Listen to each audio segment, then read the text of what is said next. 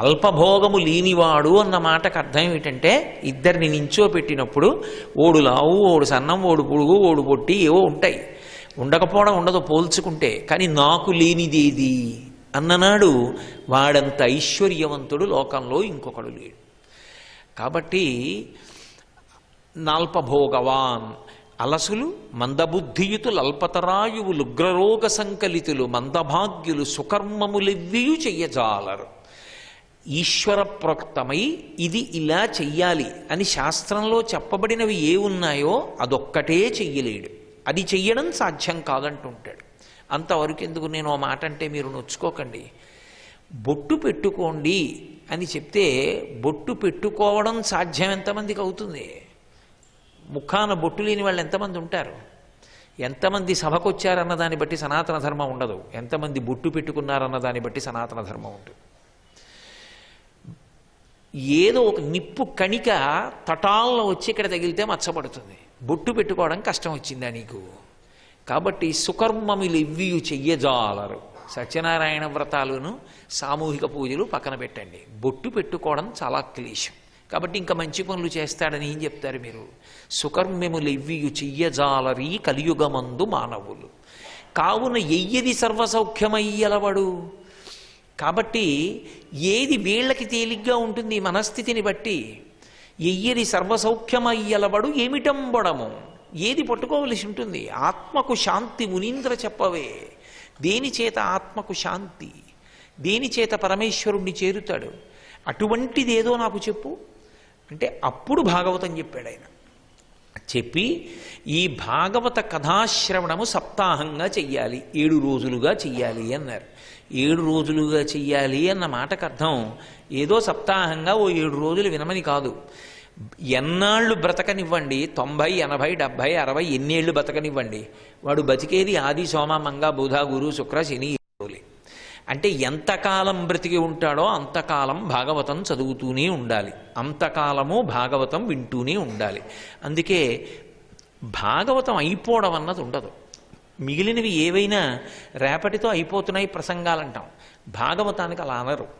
భాగవతం అయిపోయిందన్న మాట వాడరు. ఎందుకు వాడరు అంటే అది మనం ఉన్నంతకాలం ఉంటుంది కాబట్టి భాగవతం 7 రోజులు పట్టుకోవలసిందే, బ్రతికున్నంతకాలము పట్టుకోవలసిందే. కాబట్టి అటువంటిది కాబట్టి ఆ భాగవతాన్ని ప్రవచనం చేస్తానని ఆనాడు మహానుభావుడు ఆ శౌనకాది మహర్షులకు సూతుడు ప్రవచనం చేశాడు. దానికి పూర్వం శుకబ్రహ్మ పరీక్షిత్తుకు ప్రవచనం చేశారు. అందులో ఉండేటటువంటి ఘట్టాలు ధర్మసూక్ష్మములతో కూడుకున్నవై ఉంటాయి.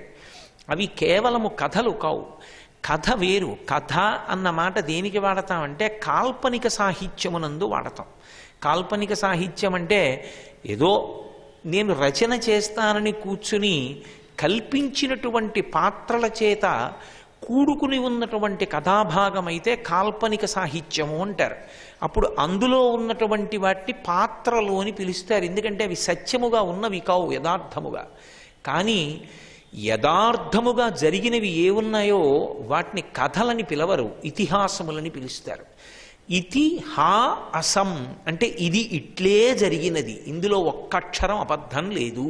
అందుకే మీకు రామాయణంలో వాల్మీకి కూడా ఒక వ్యక్తి, పాత్ర అనకూడదు, వ్యక్తి అనాలి. రామాయణంలో వాల్మీకి ఒక వ్యక్తి, మహాభారతంలో వ్యాసుడు ఒక వ్యక్తి. భాగవతం దగ్గరికి వస్తే భాగవతంలో వ్యాసుడు ఒక వ్యక్తి, వ్యాస నిర్వేదంలోంచే వచ్చింది భాగవతం. వ్యాసుడు కూడా ఒక వ్యక్తి. అందుకే అది ఇతిహాసం, ఇది ఇట్లే జరిగినది. అది అట్లే జరిగినటువంటి వృత్తాంతాన్ని తీసుకుని దానిలోంచి ధర్మసూక్ష్మాన్ని ఆవిష్కరిస్తారు. ఆవిష్కరించి మధురంగా జ్ఞాపకం పెట్టుకోవడానికి వీలుగా, చదివితే తేలికగా అర్థమయ్యేటట్టు, ఏది చదివినంత మాత్రం చేత జీవితానికి సౌభాగ్యం అబ్బుతుందో అటువంటి విషయములను ప్రతిపాదన చేసినటువంటి ఇతిహాస క్రమం ఏది ఉన్నదో అది భాగవతము యొక్క సారాంశము. కాబట్టి అత్యంత తేలికైనటువంటి విషయములను కూడా పెద్దపీట వేసి మరీ ఆవిష్కరిస్తారు. భాగవతంలో 6వ స్కంధంలో అజామీలోపాఖ్యానము అని ఒక ఉపాఖ్యానం, ఆఖ్యానము ఉపాఖ్యానము అని 2 ఉంటాయి ఎప్పుడు పురాణంలో. ఆఖ్యానము అంటే ప్రధానమైనటువంటి ఇతివృత్తము. ఏది ప్రధానంగా వెళ్ళిపోతుందో అది ప్రధానం. దాన్ని సమర్థించడానికి మళ్ళీ పక్కన ఒక ఉపాఖ్యానాన్ని చెప్తారు. జరిగినటువంటి ఇంకొక విశేషాన్ని తీసుకొచ్చి దానికి కలుపుతారు. ఇప్పుడు నేను భాగవతం గురించి ప్రవచనం చేస్తూ మధ్య మధ్యలో రామాయణం గురించి భారతం గురించి మాట్లాడుతున్నట్టే ఒక ఆఖ్యానాన్ని చెప్తూ దాన్ని సమర్థించడానికి వేరొక ఆఖ్యానాన్ని తీసుకొస్తారు. తీసుకొచ్చినప్పుడు ప్రధాన ఆఖ్యానమును సమర్థించడానికి వచ్చింది కాబట్టి ఉపాఖ్యానము అని పిలుస్తారు. ఆఖ్యానం జ్ఞాపకం ఉండడం మంచిది. ఉపాఖ్యానం ఒకటి జ్ఞాపకం ఉన్నా కూడా దానికి ఒక ప్రయోజనం ఉంటుంది. అది కేవలం సమర్థించడం వరకు మాత్రమే పనికొచ్చేది కాదు. అది జ్ఞాపకం పెట్టుకుంటే జీవితాన్ని ఉద్ధరిస్తుంది. అటువంటి వాటితో సమర్థిస్తారు. అందుకే ఆఖ్యాన ఉపాఖ్యానములకు కూడా ఒక శక్తి ఉంటుంది. శక్తి లేకుండా ఏదో ఒక ఉదాహరణనో కాల్పనికమైన విషయాన్నో తీసుకొచ్చి ప్రధాన క్రమాన్ని సమర్థించరు. అందులో అజామీళోపాఖ్యానము ఒకటి, అది ఉపాఖ్యానము. అజామీళోపాఖ్యానంలో అసలు ఆ పేరు పెట్టడంలో ఉంది చమత్కారం. పేరు పెట్టడం అంటే నేను మీతో మనవి చేశాను, ఏదో ఇతివృత్తం కోసమని కాల్పనికంగా వ్యాసుడు కల్పించినది కాదు ఆ పేరు. ఆ పేరుని ఆ తండ్రి అంత అందంగా ఉంచాడు. బహుశః జరగబోయేటటువంటి విషయం ఆయనకి ద్యోతకమైందో, లేకపోతే భగవంతుడు 10 కాలాలకి ఇది చెప్పుకోవలసినటువంటి విశేషము కావాలనుకున్నాడో బ్రాహ్మణ కుమారునకు అజామీళుడు అని పేరు పెట్టించాడు. అజామీళుడు అన్న పేరుకి ఒక ప్రత్యేకమైనటువంటి అర్థం ఉంది. అజయా మిళతీర్త్యతి అజామీళ అని వ్యుత్పత్తి. అజా అంటే అజ్ఞానం. అజ్ఞానముతో మేళనము పొందిన వాడెవరుంటాడో వాడు అజామీళుడు. అజ్ఞానముతో మేళనము పొందాడు అంటే అంతకుముందు అజ్ఞానిగా లేడు, వాడు మంచి విషయాలు తెలుసుకుని ఉన్నాడు. ఇన్ని తెలుసుకునున్నా అజ్ఞానంతో కలిసిపోయాడు, అజ్ఞానిగా మిగిలిపోయాడు. ఇలాంటి సందర్భాన్ని ఒకదాన్ని చూపించవలసినటువంటి అవసరం ఏర్పడింది.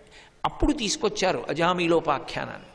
ఇక్కడ మీరు నన్ను ఒక ప్రశ్న అడగచ్చు, ఏమంటే ఎప్పుడు పురాణాల్లో బ్రాహ్మణులకు సంబంధించినవే ఉంటాయి, ఇలాగా సర్వభ్రష్టుడైపోయినటువంటి వాడికి సంబంధించిన విషయం చెప్పాలి అంటే సాధారణంగా ఎవరిది చెప్తారు అంటే బ్రాహ్మణుడిదే చెప్తారు. ఎందుకు బ్రాహ్మణుల గురించి అలా చెప్తూ ఉంటారు అని ఒక అనుమానం వస్తుంది. ఎందుకు వస్తుంది అంటే దానికి ఒక కారణం ఉంది. అందరికన్నా పైన నిలబడవలసినటువంటి వాడు తాను శాస్త్రాన్ని పరిశీలనం చేసి అనుష్ఠించి 10 మందికి మార్గదర్శకం కావలసిన వాడు బ్రాహ్మణుడే. అందుకే విరాట్ పురుష రూపమునందు కూడా బ్రాహ్మణోస్య ముఖమాసీత్ బాహూరాజన్యకృత ఊరు తదస్య యద్వైశ్య పద్భ్యాగుం శూద్రో అజాయత అని. బ్రాహ్మణుడు ముఖమునందుంటాడు. ముఖమునందు జ్ఞానేంద్రియములు ఎక్కువ ఉంటాయి. అందున ప్రధానమైన కన్ను ఉంటుంది. కన్ను మొట్టమొదట ఎది చూసి ఆకర్షింపబడిందో అటువైపుకి పాదములు వెళ్ళిపోతాయి. పాదములకు తనంత తానుగా తప్పు ఉండదు. పాదములు ఎప్పుడైనా కదిలాయి అంటే అది జ్ఞానేంద్రియములతో కూడుకున్నటువంటి మనసు యొక్క ప్రచోదనము పరిశీలింపబడి బుద్ధి చేసిన నిర్ణయము చేత కదులుతాయి పాదాలు. నేను దేవాలయానికి వెళ్ళనా, ప్రవచనానికి వెళ్ళనా, ఏదీ లేకుండా ఇంటి దగ్గర కూర్చుని ఏదో ఓ పనికి మాలిన విషయాలు చూస్తూ గడిపోయినా అన్నప్పుడు పాదాలకి స్వాతంత్ర్యం ఏమి ఉండదు. కూర్చోవడమా వెళ్ళడమా అన్నప్పుడు పాదానికి స్వాతంత్రం లేదు. బుద్ధి నిర్ణయం చేసింది అనుకోండి, ప్రవచనానికి వెడదాం అందనుకోండి, పాదములు వెళ్ళిపోతాయి. పాదములను నడిపించేది ఎవరు అంటే బుద్ధిస్థానమైనటువంటి తల. లోకంలో ఎప్పుడైనా కింది వర్ణముల వాళ్ళందరూ కూడా సక్రమంగా నడవాలి అంటే జాగ్రత్తగా ఉండవలసిన వాడెవరు అంటే బ్రాహ్మణుడు. ముందు బ్రాహ్మణుడు సక్రమంగా ఉండి శాస్త్ర పరిశీలనం చేసి తాను జాగ్రత్తగా అనుష్ఠించి భక్తితో నిలబడితే ఆయనని చూసి మిగిలిన వాళ్ళందరూ కూడా అనుష్ఠిస్తారు. ఆయనే చెడిపోయాడు అనుకోండి, లోకంలో ఆదర్శం చెప్పడానికి ఎవరున్నారు? ఇప్పుడు శాస్త్రం చెప్పడానికి ఎవరున్నారు? ఆయన చెప్పినట్టు బ్రతకండని చెప్పడానికి ఎవరున్నారు? సమాజం అంతా భ్రష్టమవుతుంది. అందుకే ఎవరు పడకూడదో వాడు పడిపోతే వాడి కథనే ముందు చెప్తారు తప్ప అదేదో బ్రాహ్మణ ద్వేషంతోటో బ్రాహ్మణుల గురించి మాత్రమే చెప్పాలనో దాని ఉద్దేశ్యం కాదు. అలాగని చెప్పడానికి వ్యాసాదులకు అధికారం ఉంటుంది తప్ప ప్రతి పనికి మాలిన వాడికి బ్రాహ్మణులను తక్కువ చేసి మాట్లాడడానికి అధికారం ఉండదు. ఎవరు చెప్పాలో వాడికి ఒక్కడికే అధికారం ఉంటుంది, ఇతరులకు ఉండదు అటువంటి అధికారం. కాబట్టి అజామీలోపాఖ్యానమునందు బ్రాహ్మణునకు సంబంధించినటువంటి విశేషాన్ని మాత్రమే స్వీకరించారు. స్వీకరించి పేరు కూడా అజామీలుడు అని చెప్పారు. అంటే అజ్ఞానముతో మేళనము పొందడం అనేటటువంటి ప్రక్రియ జారిపోవడం చూపిస్తుంది. అజ్ఞానం అంటే కింద, జ్ఞానం అంటే పైన. పైనుంచి కిందకి జారాలి. పైన అన్నప్పుడు పైన ఉండవలసిన వాడెవరు? బ్రాహ్మణుడు. బ్రాహ్మణోస్య ముఖమాసీత్. జారిపోవడం అంటే ఆయన దగ్గరే మొదలవ్వాలి. అంతకన్నా జారడానికి పైన లేడెవడు. అందుకని బ్రాహ్మణ కథతో ప్రారంభం చేశారు. అటువంటి అజామీలోపాఖ్యానంలో కథాక్రమాన్ని ప్రారంభం చేసినప్పుడు వేరొక రకంగా భాగవతంలో ప్రారంభం చెయ్యబడినా, నేను ప్రవచనానికి అనుకూలంగాను శ్రవణం చేయడానికి అనుకూలంగాను ఆ కథాభాగంలో కొద్దిగా మధ్యలోది ముందుది మధ్యలోకి తీసుకొస్తూ మాట్లాడుతున్నాను. అజామీలుని యొక్క వృత్తాంతాన్ని చెప్పారు. అది చాలామంది అజామీలుడు అనగానే మనం తొందరపడి ఒక నిర్ణయానికి వచ్చి ఒక మాట అంటాం. అజామీలుడు అంటే అజ్ఞానముతో మేళనమును పొందినటువంటి వాడు, జీవితంలో సర్వభ్రష్టత్వాన్ని పొందినవాడు అంటాం. కానీ వ్యాసుడు అలా చెప్పలేదు, పోతన గారు అలా చెప్పలేదు. అలా చెప్తే అది అజామీలోపాఖ్యానం కాదు. అప్పుడు బ్రాహ్మణుణ్ణి ఎందుకు తీసుకున్నారు అన్నదానితో సంబంధం కుదరదు. అందుకే చాలా అద్భుతంగా ప్రారంభం చేశారు. కావుననతడు సత్కర్మవశమున భూదేవ కులమున పుట్టినాడు, శాంతుడై దాంతుడై ధర్మసంశీలుడై సకల వేదమ్ములు చదివినాడు. అనయము గురువుల పెద్దల అతిథుల చేరి శుశ్రూషలు చేసినాడు. సర్వభూతములందు సమబుద్ధి అయి చాలా బహుమంత్ర సిద్ధుల బడసినాడు. సత్యభాషణ నియమము జరిపినాడు. నిత్య నైమిత్తికమ్ములు నిరపినాడు. దండి లోభాది గుణములు దర్శినాడు. మంచి గుణములు తన యందు అరసినాడు అన్నారు. అజామీలుడు గురించి మాట్లాడుతూ ఆయన అజ్ఞానముతో మేళనమును పొందకముందు ఎలా ఉండేవాడో చెప్పారు. తండ్రి బ్రాహ్మణుడు, పేరు చెప్పలేదు. ఎందుకని అంటే కథ ఆయింది కాదు. కథ అంటే నా ఉద్దేశం ఇతివృత్తం. ఇతివృత్తం ఆయింది కాదు. అందుకని జారిపోయిన వాడి కథ చెప్తున్నారు కాబట్టి ఆయన పేరు చెప్పారు. తండ్రి అజామీలుడు అని పేరు పెట్టాడు. అయితే అసలు ఆయన ఎందుకు పుట్టాలి బ్రాహ్మణ కులంలో? అందులో పుట్టడం కదూ వేదం చదువుకోవడానికి అధికారం వచ్చింది. ఎందుకు పుట్టాడు అంటే ఒక మాట చెప్పారు. అది యమధర్మరాజు గారి భటులు విష్ణు భటులతో మాట్లాడుతూ చెప్పారు ఒక మాట. వైదికమైనటువంటి సంపర్కం ఉంటే శాస్త్రములను పరిశీలనం చేసేటటువంటి లక్షణం ఉన్నవాడు ఒక విషయాన్ని చెప్పగలడు అన్నారు. ఏది చెప్పగలడు అంటే, ఒక ఋతువుని చూసి వెనక ఋతువుని ముందు ఋతువుని చెప్పినట్టు ఒకడి స్వభావమును చూసి వాడు గత జన్మలలో ఏమై ఉంటాడు, వచ్చే జన్మలో ఏమవుతాడు చెప్పవచ్చు.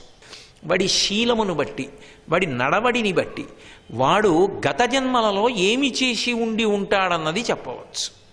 అందుకే తొందరపడి నింద చెయ్యవద్దు అంది శాస్త్రం. ఒకడు ఒకలా ఉన్నాడు అంటే అది దేని వలన అంటే గత జన్మలలో చేసుకున్నటువంటి సంస్కార బలం. ఆ సంస్కార బలం ఇప్పుడు ప్రస్ఫుటమవుతూ ఉంటుంది. ఏదో గత జన్మలలో చాలా భక్తితో ఉన్నవాడు అనుకోండి. నేను కొంతమందిని చూశాను, పోతన గారి భాగవతాన్ని ఇలా తీసి ఆ పద్యాలు చదివేటప్పటికే మళ్ళీ వాళ్ళు వెంటనే ఆ పద్యం చెప్పేస్తారు. ఎందుకు చెప్పగలిగారో తెలుసా? వాళ్ళు గత జన్మలలో పోతన గారి భాగవతాన్ని అంత బాగా చదువుకున్నారు. ఆ బలం ఉండిపోయింది మనసుకి. అది మళ్ళీ ఈ జన్మలో ఒకసారి చూసేటప్పటికి వచ్చేస్తుంది. కొంతమందిని చూడండి, చిన్నతనంలో అద్భుతమైన నృత్యం వస్తుంది. కొంతమంది చిన్నతనంలో రాగాలు గుర్తుపట్టేస్తారు. ఇది ఎక్కడిది అంటే ఈ శక్తి గత జన్మల సాధనా బలం. ఆ సాధనా బలం ఈ జన్మలో కూడా జీవుడు ఎందు ప్రచోదనం అవుతూ ఉంటుంది. ఇది నిలబెట్టుకుని పైకెక్కడమా, ఇది పైకెక్కి జారిపోవడమా, ఇది నిలబడకుండా నాశనం అయిపోవడమా, ఇది ఆ వ్యక్తి యొక్క అనుష్ఠానం మీద ఆధారపడుతుంది. పెంచుకుని నిలబడుతున్నాడు అనుకోండి, ఆయన ఉత్తర జన్మలు ఉత్తమ జన్మలు అయి ఉంటాయన్న విషయం సుస్పష్టం, తెలిసిపోతుంది. సాత్వికమైనటువంటి స్వభావం ఉండి, భక్తితో కూడినటువంటి జీవనం ఉండి, శాస్త్రము చెప్పినటువంటి మాట సత్యము అనేటటువంటి నమ్మకంతో ఉన్నాడు అనుకోండి, ఆయన ఏ వర్ణంలో ఉన్నాడు అన్నదానితో సంబంధం ఉండదు. ఆయన తరువాతి జన్మ ఇంతకన్నా చాలా ఉత్కృష్టమైన జన్మలోకి వెళ్ళిపోతాడన్నది స్పష్టం. ఈయన కన్నా ఉత్కృష్టంగా జీవించడానికి కావలసినటువంటి అనుష్ఠాన శక్తిని పొందగలిగినటువంటి వర్ణంలో జన్మించినప్పటికీ కూడా అలా నిలబడలేనటువంటి జీవన విధానంతో ఉన్నాడనుకోండి, ఖచ్చితంగా ఇప్పుడున్న ఎదురుగుండా కనపడుతున్న ఈయన కన్నా తక్కువ వాళ్ళ కనపడుతున్న ఆయన కన్నా 1,000,000 రెట్ల కిందకి జారిపోతాడు వచ్చే జన్మలోని గుర్తు. ఎందుకంటే ఇచ్చిన దాన్ని నిలబెట్టుకోలేకపోయాడని గుర్తు. ఇది తీర్పు, ఇది చెప్తున్నారు యమభటులు. అసలు వీడు బ్రాహ్మణ కులంలో ఎందుకు పుట్టాడో తెలుసా అజామిళుడు? కావున అన్న మాట అందుకేశారు. కావున అంటే నిర్ణయం. వెనక చర్చ జరిగింది విష్ణుభటులతో. చర్చ జరిగినప్పుడు వాళ్ళు ఒక మాట చెప్పారు. అసలు పరమేశ్వరుడు వేదాన్ని సృష్టించాడు, 3 గుణములు సృష్టించాడు, సత్వగుణము, రజోగుణము, తమోగుణము. సత్వము అంటే ప్రశాంతంగా ఉంటాడు, శాస్త్రాన్ని ఆలోచిస్తూ ఉంటాడు, కర్తవ్యతా దృష్టితో ఉంటాడు, మంగళకరమైన సంకల్పములు చేస్తాడు, తాను ఉన్నతిని పొంది 10 మంది ఉన్నతి పొందాలన్నటువంటి ఆలోచన ప్రచోదనాన్ని పొందుతూ ఉంటాడు. అటువంటి స్థితిని పొంది ఉండడం సత్వగుణం. ఎప్పుడూ కోరికలతో మగ్గిపోయి ఇల్లు డబ్బు సంపాదనకి, కోరికలు తీర్చుకోవడానికి కార్యక్షేత్రంగా మారిపోతుంది కొందరికి. అది రజోగుణం. అలసత్వంతో, ఎప్పుడూ చీకటితోటి, ఎప్పుడూ బద్ధకంతో, ఎప్పుడూ మందమైన బుద్ధితోటి దొరికిన దాన్ని అనుభవించేస్తూ, ఇక కొత్తగా ఉత్సాహం లేని అనుష్ఠానం లేని తెలుసుకోవాలనేటటువంటి తాపత్రయం లేని జీవితం తమోగుణ భూయిష్టం. ఈ మూడిటిలో ఏదో ఒక గుణంలో మనిషి ఎప్పుడూ ఉండడు. ఒక గుణంలోంచి ఒక గుణంలోకి క్షణక్షణం మారిపోతుంటాడు. ఇప్పుడు నేను ఇలా ఉన్నాను, సాత్వికంగా ఉన్నాను, నేను రేపు పొద్దుటి వరకు కూడా ఇలా ఉన్నాను అనుకోండి, చాలా సంతోషమే. నేను ఈ వేదికకి వెళ్ళిపోతూ ఎవరి మీద కోప్పడ్డాను అనుకోండి, అంటే నాకు రజోగుణం వచ్చేసిందని గుర్తు. నేను రేపు తెల్లవారుజామున సూర్యోదయానికి నిద్ర లేవకుండా పడుకున్నాను అనుకోండి, నన్ను తమోగుణం ఆవరించిందని గుర్తు. నేను ఇవాళ ఎవరి మీదానూ దెబ్బలాడకుండా, నేను కోప్పడవలసిన సందర్భం వచ్చినా కూడా నవ్వుతూనే అజ్ఞానాన్ని పరిశీలించి అవతల వారి ఉద్ధరణ కొరకు మంచి మాట చెప్పి వెళ్ళిపోయాను అనుకోండి, అప్పుడు సత్వంలో ఉన్నాను. రేపు తెల్లవారుజామునే లేచి నేను సంధ్యావందనం చేశాను అనుకోండి, సత్వంలో ఉన్నాను. ఒక మనిషికి సత్వము, రజస్సు, తమస్సు 3 ఉంటుంటాయి. కానీ ప్రయత్నపూర్వకంగా సాధన చేత శాస్త్రాన్ని, గురువుగారిని పట్టుకుని రజస్సు నుంచి, తమస్సు నుంచి పరిశీలన చేత విడిపోతూ సత్వంలోకి తొందరగా వెళ్ళిపోతూ ఉండాలి. తప్పు చేస్తున్నాను, కోప్పడ్డాను, తప్పు అలా ఉండకూడదు, నేను ఇంకెప్పుడు కోప్పడకూడదు, చూసావా ఎలా వచ్చేసిందో చటుక్కున కోపం అని పరిశీలనం చేసుకుని ఈశ్వరుడి దగ్గరికి వెళ్ళి క్షమార్పణ చెప్పి, నా కోపం మీద నాకు కోపం వచ్చి పరిశీలనం చేసుకుని నేను ఎంతో పరితాపాన్ని చెంది ఇంకొక మాట కోప్పడకుండా ఉండగలిగాను అనుకోండి, అంటే నేను ప్రయత్నపూర్వకంగా సత్వంలోకి వెళ్ళిపోతున్నాను. ఇది ఎవడు సాధన చెయ్యగలడో, ఎవడు గురువాక్యాన్ని స్వీకరించగలడో, ఎవడు శాస్త్రాన్ని ప్రమాణంగా స్వీకరించగలడో వాడు చెయ్యగలిగినటువంటి సాధన తప్ప కేవలముగా ఎప్పటికి మనసు ఎలా ఉద్రేకం చెందితే అలాగే బ్రతకగలిగిన వాడు ఎవరుంటాడో వాడు గుణముల యందు ఎప్పుడూ తిరిగిపోతూ ఉంటాడు. ఇది ఈశ్వరుని యొక్క సృష్టి. ఇందులో ఒక్క మనుష్య ప్రాణికి ఒక లక్షణం ఉంది. వీడు ఎలాంటి వర్ణమునందు జన్మించాడో దానికి శాస్త్రము ఏది ధర్మమని చెప్పిందో ఆ ధర్మాన్ని త్రికరణ శుద్ధిగా అనుష్ఠానం చేస్తూ ఈశ్వరుని యందు, గురువు యందు, శాస్త్రమునందు భక్తితో కూడినటువంటి జీవనము చేసిన వాడెవరున్నాడో వాడు ఉత్తీర్ణతని పొందుతూ ఉంటాడు. నేను అన్న మాట మీరు పట్టుకున్నారో లేదో, నేను మీతో ఒక ఉదాహరణ స్పష్టంగా చెప్పాలి అంటే, ఎవరికీ ఇవ్వనటువంటి గొప్ప అనుగ్రహాన్ని పరమేశ్వరుడు మనుష్యుడికి ఇచ్చాడు. ఏమిటా అనుగ్రహం అంటారేమో, స్వరపేటిక. ఏ ప్రాణికి లేదు, స్వరపేటిక ఒక్క మనుష్యునికే ఉంది, కంఠంలో పెట్టాడు. ఉంది కాబట్టి మాట్లాడగలను. కొంతమంది మాటలు ఉద్వేగం పుట్టిస్తాయి, కొంతమంది మాటలు శాంతినిస్తాయి. ఎవడి మాటలు శాంతిని స్థాపించాయో, ఎవడి మాటలు ఇతరుల అజ్ఞానాన్ని కాల్చేశాయో, ఎవరి మాటలు ఇతరుల్ని ఉద్ధరించాయో, ఎవరి మాటలు ఇతరులకు మార్గదర్శకములయ్యాయో వాడి శరీరం పడిపోయాక ఈశ్వరుడి ముందు నించున్నప్పుడు నేను నీకు స్వరపేటికి ఇచ్చాను, ఏం చేశావని ఈశ్వరుడు అడగవలసిన అవసరం ఉండదు. తానిచ్చిన దానిని సక్రమంగా ఉపయోగించాడు. కాబట్టి ఇప్పుడు ఈశ్వరుడు వచ్చే జన్మలో ఇంతకన్నా ఎక్కువ పాండిత్యాన్ని, ఇంతకన్నా ఎక్కువ అనుష్ఠాన బలాన్ని, ఇంతకన్నా ఎక్కువ తృప్తిని, ఇంతకన్నా ఎక్కువ ఆరోగ్యాన్ని, ఇంతకన్నా ఎక్కువ దీర్ఘాయుర్దాయాన్ని, ఇంతకన్నా ఎక్కువ స్వరపేటిక బలాన్ని ఇచ్చి పంపుతాడు. అది లేదు. బతికున్న నాళ్ళు వాడి మాట 10 మంది ఏడవడానికి పనికొచ్చింది, 10 మంది శాంతి పాడు చెయ్యడానికి పనికొచ్చింది. మళ్ళీ ఎందుకు ఇవ్వాలి ఈశ్వరుడు? ఇస్తాడా? ఇవ్వడు. అది ఉత్తీర్ణత, పతనము అని 2 మాటలు. ఇంకా పైకి ఎక్కించాలా ఎక్కించకూడదా అన్నదానికి ఈశ్వరుడు ఇచ్చిన దాన్ని శాస్త్రము ప్రకారము ఉపయోగించుకున్నావా లేదా? స్వరపేటికి ఒకటే ఇవ్వడు, దానితో పాటు శాస్త్రాన్ని ఇచ్చాడు, నువ్వు దీన్ని ఇలా ఉపయోగించవలసి ఉంటుందని. అందుకే మాటకున్నన్ని నియమాలు శాస్త్రంలో దేనికి లేవు. సత్యం బ్రూయాత్, ప్రియం బ్రూయాత్, న బ్రూయాత్ సత్యమప్రియం, ప్రియంచనానృతం బ్రూయాత్. ఇన్ని నియమాలు చెప్పింది మాటకి. అలా మాట్లాడవలసి ఉంటుందని చెప్పింది. వాక్కు అగ్నిహోత్రం. అటువంటి మాట ఎవడు సక్రమంగా ఉపయోగించుకున్నాడో వాడు ఉత్తీర్ణుడవుతాడు. వాడు దేవత కావచ్చు, గురువు కావచ్చు, లేదా వచ్చే జన్మల్లో చిన్నతనం నుంచే గొప్ప అనుష్ఠాన బలం ఉన్నవాడు కావచ్చు, వాడు ఇంకా ఇంకా శాస్త్రములు చదువుకోగలిగినటువంటి మేధావి కావచ్చు. అది ఇప్పుడు చేసే అనుష్ఠానాన్ని బట్టి ఉంటుంది. గత జన్మలలో చేశావేదో, ఇప్పుడు ఒక మంచి స్థితిలోకి వచ్చావు. ఇది నిలబెట్టుకుని పైకెక్కుతావా, నిలబెట్టుకోకుండా కిందకి వెళ్ళిపోతావా, నిలబెట్టుకుని పైకెక్కి జారిపోతావా, జారిపోకుండా పైన పట్టుకుని అలాగే వదిలి ఉన్నతమైన స్థితిలోకి పెడతావా, అది నీ బుద్ధి మీద ఆధారపడి ఉంటుంది. నీ బుద్ధి అన్నప్పుడు నేను మిమ్మల్ని అని కాదు నా ఉద్దేశం. సభలో మాట్లాడేటప్పుడు నువ్వు నేను అనడం ఒక మాట ఉంటుంది కాబట్టి అనడం తప్ప మన అందరికీ నా అన్వయం. నాకు కూడా కలిపి నేను ఒక్కడిని ఏదో ఉత్తీర్ణత పొందేసి పై స్థానంలో కూర్చున్నవాడిని నేను చెప్పట్లేదు.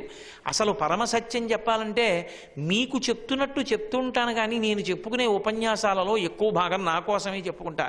ఒళ్ళు దగ్గర పెట్టుకోరా కోటేశ్వరరావు, రేపు నువ్వు కూడా అడగబడతావు, నీ మాటలు జాగ్రత్తగా ఉండాలి సుమా అని నాకు నేను పరాకు చెప్పుకుంటూ మాట్లాడుతుంటాను తప్ప సభలో ఉన్నవాళ్ళు నాకన్నా తక్కువ వాళ్ళని, నా దగ్గర వినవలసిన వాళ్ళని నేను చెప్పాలనేటటువంటి రజోగుణంతో కూడుకున్న భావనతో నేను ఎన్నడూ ప్రవచనం చేయను.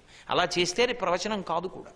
కాబట్టి ఇది యమధర్మరాజు యొక్క భటులు చెప్పి, ఇతను గత జన్మలలో మంచి పనులు చేశాడు. మంచి పనులు చేశానన్నప్పుడు ఒక బ్రాహ్మణుడుగానే మంచి పనులు చేసిన వాడై ఉండాలనేం లేదు.